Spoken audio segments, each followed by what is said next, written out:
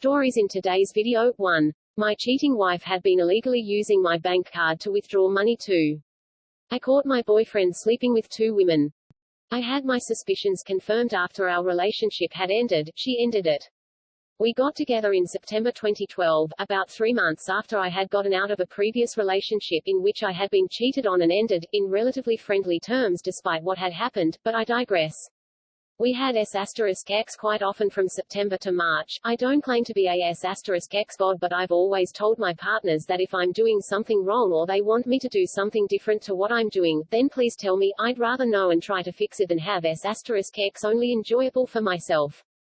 I had an inkling that she wasn't enjoying s*x with me anymore. We stopped having s*x for the rest of our relationship, which ended a week before Christmas that year. All she ever wanted to do was to provide me with oral s*x, but she didn't want me to reciprocate or initiate anything further. This lasted for about 2 weeks when I confronted her with, please tell me if I'm doing something wrong. I can only perform how I know how to and what's worked before. Every person is different, so please tell me, but she insisted she just wasn't in the mood, which is fine. I'd never pressure anyone into s*x or not take no as an answer, so I left it. Over the next few months, I tried my best to wine and dine her, thinking it might spark something, but it never did. One weekend in mid-August she told me she was going to have drinks with an old childhood friend, who, coincidentally lived about a 3 to 4 minute walk from my house at the time. I didn't think nothing of it at the time. She didn't text me until the next day in the afternoon. She said she got drunk and couldn't manage typing on her phone, so she just went straight to sleep. Again, I thought nothing of it as it seemed plausible. As we approached October, we seemed to be getting along better. We went to the Harry Potter tour in London and had a great time. We went back to our hotel drunk on nostalgia and we started doing some Hogwarts student role-playing. I was like, yes, finally, the streak is over, but alas, it didn't go any further. Now here's when our relationship went to utter sh*t. The weekend after we went to the Harry Potter tour, she texted me saying she feels like we're just going through the motions and just feels trapped being in a relationship and wanted to break up. I plead for a while but ultimately agreed and tried to move on. But then 3 days later, she rang me saying she had made a mistake and was just confused as to how she felt about me as I was her first long-term boyfriend. I felt flattered by this, like a twat womble that I was, and decided to give it another go. I, in my naivety and sexual frustration-addled mind, thought the next time we saw each other that we'd surely have makeup sex, right? That's normal, isn't it? No, not this time either. I decided to take a leaf from her book and become distant and offhandish, which again, was just a symbol of how poorly communicated our relationship was. Despite the fact she lived 10 minutes away from me, we saw each other 10 times in 2 months, and in the end she ended it by saying, the feeling of being trapped is back again and this time it isn't going to change. At this point I was relieved, as I wanted to end it sooner, but didn't know how to, as I'd never been the dumper before. She promptly deleted me as a friend on Facebook and blocked me and all my friends and family members, which, again, I found to be reasonable after a breakup. This is how I found out she had been cheating. I had a business page on Facebook for my web design startup company I was trying to get going. She was still a member of that page. About 3 days after we broke up, I went onto the page to add some updates about adding new clients to my service, and in the news feed, my ex had just entered into a relationship with that old childhood friend she had drinks with back in August. I was dumbfounded. Also quite offended, that she couldn't tell me the truth earlier in the relationship instead of just stringing me along, but it gets worse. I decided to be an *SS and message her new bit. I started off by telling him who I was and that he's SC*M2 by being complicit in the affair, knowing full well that she had a boyfriend. The plot thickens. He didn't know about me and told me they had been seeing each other since the end of July on a FWB basis and she tried to get with him permanently, but he said no. When did she try? In October, when we had a break. So she realized she couldn't be with him and settled for me. Eventually she wore this person down, we'll call him Alex, and they entered into a relationship together. Hence us breaking up a week before Christmas. I sent him every single conversation me and my ex had during the time he claimed they were an item, that clearly showed that she was in a relationship with me. I told him when she starts withholding s*x, it's her being bored and the honeymoon period ending, so be careful. They broke up about a year later after he found out she had been soliciting herself for men to help pay her phone bill, over the internet too. It also transpired that she had been illegally using my bank card to withdraw money, transfer it into her account, in order to pay bills. I only found this out as my bank rang me 2 days before Christmas saying suspicious activity has been tracked over the last fortnight and now there's no activity at all. I had lost my bank card whilst Christmas shopping. She had obtained my PIN number one day as I asked her to pay for our meal with my card as I went to the toilet at a restaurant. She had racked up about £750 in total. I had the option to press charges, but I just wanted it to be an expensive lesson and not being naive and almost desperate to be with someone. Plus, once my web designing business started turning profits I could live on, I didn't need the money anyway. I last heard that she now lives in Scotland as she was kicked out of her father's house due to drug use and not sticking to rehab.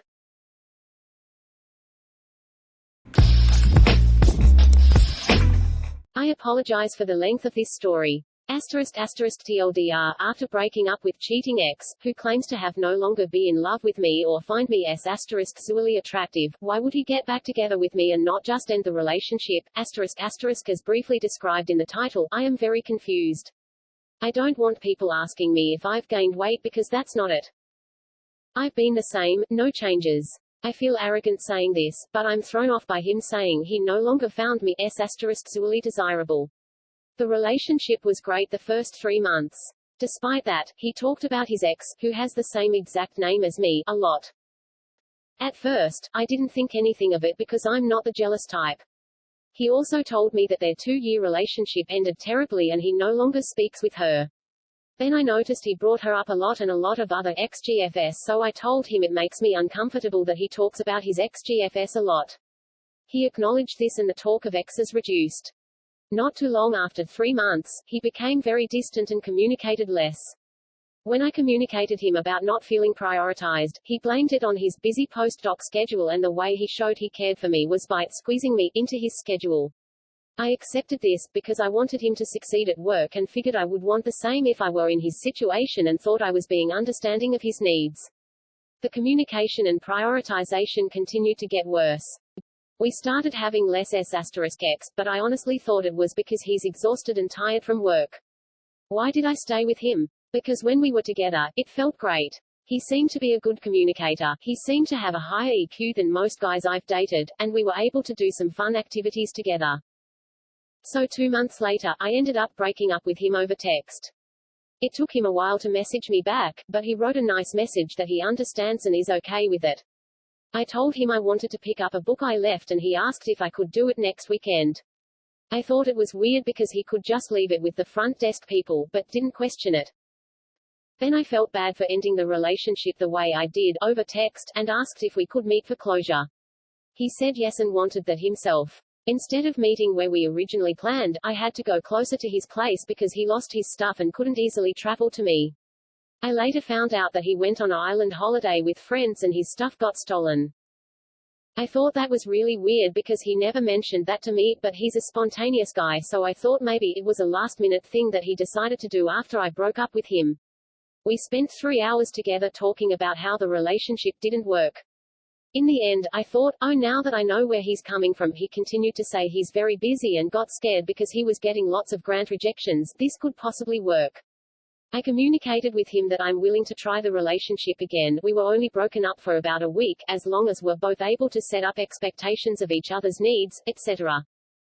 He was on board. Fast forward another 1 to 2 months later, his behavior really didn't improve a whole lot. I was checking out and getting frustrated again when I suddenly had an emergency operation. I told him and he started showing me lots of concerns. That's nice, I thought. When I got myself to the hospital, he showed up and was present with me the whole time. I didn't even ask him to come, so I really thought, yes. Finally some positive change. After my recovery, we planned on watching the game together. He invited his poker friends and wanted to invite one of my friends.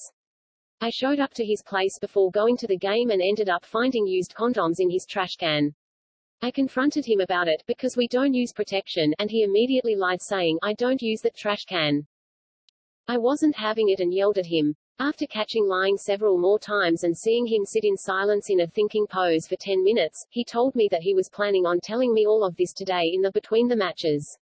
He also told me that he wanted to tell me earlier, but then I had my surgery.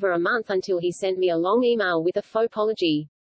He explained that he really enjoyed our time together and really thought I was a great catch, but just was no longer in love with me anymore and didn't find me sexually attractive, throwing salt on a wound. He also said that he should have broken up with me earlier, but he was a coward to do it. He wrote other stuff too that pretty much distanced himself from taking full responsibility for his terrible behavior. So I'm not really buying all of it. My way of coping is trying to figure out people's motivations, psychology as best as I can in hopes that I can let go more and apply lessons learned for future relationships. Asterisk, I really don't understand why this guy wanted to keep me around if he didn't want sex with me and was no longer in love with me. Why did he come back when he already had an out, and had an out, and had an out, and had an out, and